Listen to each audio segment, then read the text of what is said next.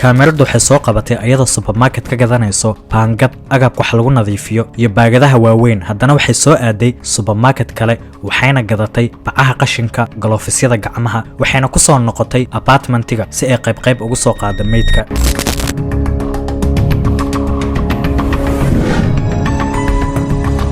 soo dhawaada magacaygu Cabdiqafaar Gamaadiid muuqaalkeenan wuxuu ku saabsan yahay gabar Korean ah oo psychopath ah qisada gabadhan waxa aad la isku dhex mariyay media ayadoo dadka ay la yaabeen ficilada iyo habfakarka gabadhan yarta ah muuqaal ahaan sida ay u yartahay deganaanta ka muuqato afgaabnideeda isma dhahaysid waa dilaa waliba nooca halista ah ee loo yaqaano psychopath Jang Yu Jang waa magaca gabadha dilaaga ah ee muuqaalkeen aan uga hadlayno waxay ugaarsigeeda ka bilowday application-ka loo yaqaano Tuda application-kan waxa laga isticmaalaa wadanka South Korea waa meel ku kulmaan macallimiinta iyo ardayda tusaale haddii ardayga uu u baahdo macallin xaafadda uu ku qabsado ama sidoo kale waalidiinta in ciyaalkooda ay macallin u qabtaan si casharada uu dib ugu celiyo application-kan ay ku kulmayaan meeshaas ayayna ku heshiinayaan haddaba gabadhan abkan ay profile ka samaysatay waxayna ku qortay inay tahay hooyo haysato gabar 14 jir ah ee u raadinayso macallin luqadda Ingiriiska u dhigo waxa u soo jawaabtay gabar macallimad ah oo lagu magacaabo Kim waxayna u sheegtay inay tahay macallimad English Jang ayaa su'aal weydiisay macallimadda waxayna ku dhahday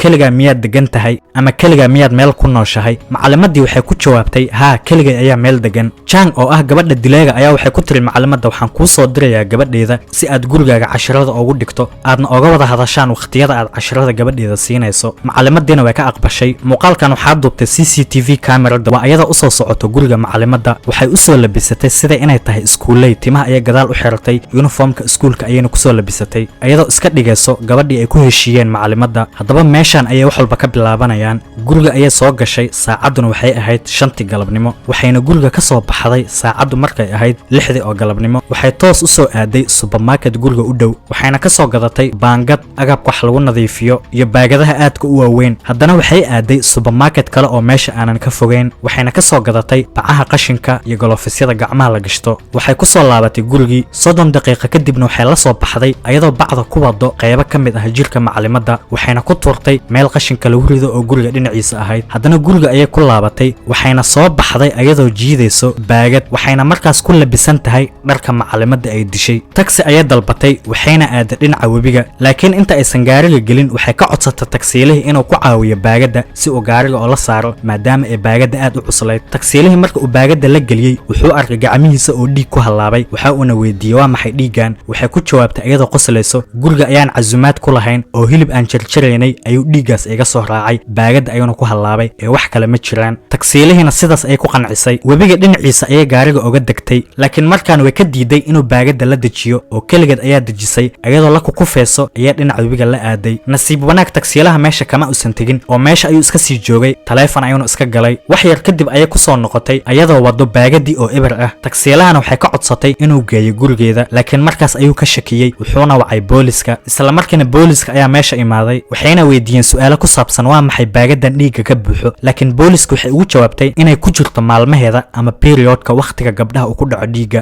booliskana isla markaa waxay u waceen ambulance si isbitaal loo geeyo isbitaalka marka la geeyo oo la baaray waxaa la ogaaday inaysan wax caado ah aysan qabin haddana been kale ayaa sheegtay oo waxay tiri uur ayaan lahaa oo ilmaha ayaan iska soo xaaqay waalidiinteedana waan kala baqayay inay ogaadaan uurkan sidaas ayaan webiga u aaday ilmahana iskaga soo xaaqay isla markiina dhakhaatiirtu waxay ku sameeyeen baaritaan waxayna ogaadeen inay been sheegayso meeshaasna booliska ayaa shakiyay oo webiga ayay aadeen waxayna soo heleen macallimadii jirkeedii oo jarjaran gabadhan dilaaga ahna xabsiga ayaa loo kaxeeyay waxaana la weydiiyay su'aalo ku saabsan dilkaas ay geysatay markaan waxay ogaatay in hawsha ay ku cadaatay haddana waxay bilowday inay isdifaacdo oo been kale ay sheegto waxay booliska u sheegtay in macallimadda ay iska barteen abka Tuda markay guriga macallimadda soo gashana waxay aragtay macallimadii oo meed ah oo meesha taalo dilaagana markaas uu meesha joogo waxay sidoo kale sheegtay in dilaaga uu ku qasbay ama ku amray in meedka macallimadda webiga ay ku turto oo meeshaas cadeemihii oo dhan ay ku masaxdo hadday sidaas sameyn weydana oo ayada dilayo 언제부터 느끼신 걸까요?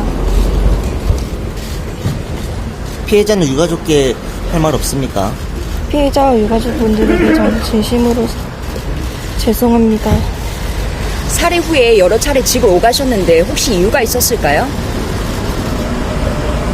실종 사건으로 위장하려고 했습니까? baaritaan dheer iyo su'aalo badan ugu dambeyntii sheekadii beenta way u socon weyday waxayna ugu dambeyntii qiratay in ayada ay dishay macalimadda sababtana ay ku sheegtay keliya inay tijaabiso dilka ama qofka haddii uu wax dilo sida uu dareemayo haddaba dareenka sidaan ah waxaa ka siman dhammaan dadka psychopathka ah gabadhan markay booliska baaritaan ku sameeyeen nolosheeda weligeed ma aysan yeelan saaxiib oo wakhtiga iskuulka ay dhiganaysay waxay ahayd qof mar walba gooni u socdo oo aanan dadka la hadlin wakhtigeeda inta ugu badanna waxay ku bixin jirtay daawashada filimaanta dilalka ah taleefankeeda markii la baaray macluumaadyada ee google-ka ku qori jirtana waxaa ka mid ahaa haddii qofka uu dil geysto siduu dareemaa sidoo kale midda lala yaabay gabadhan waxay booliska u sheegtay inay ku fakartay dilkaana ay qorsheynaysay kadib markay soo daawatay filim kooriyaan ah oo lagu magacaabo hawaja meeshaasna ay ka heshay nashqada dilka muuqaalkeena intaas ayuu noogu egyahay haddii aad nagu cusub tahay soo dhawow wakhtigaagana waad ku mahadsan tahay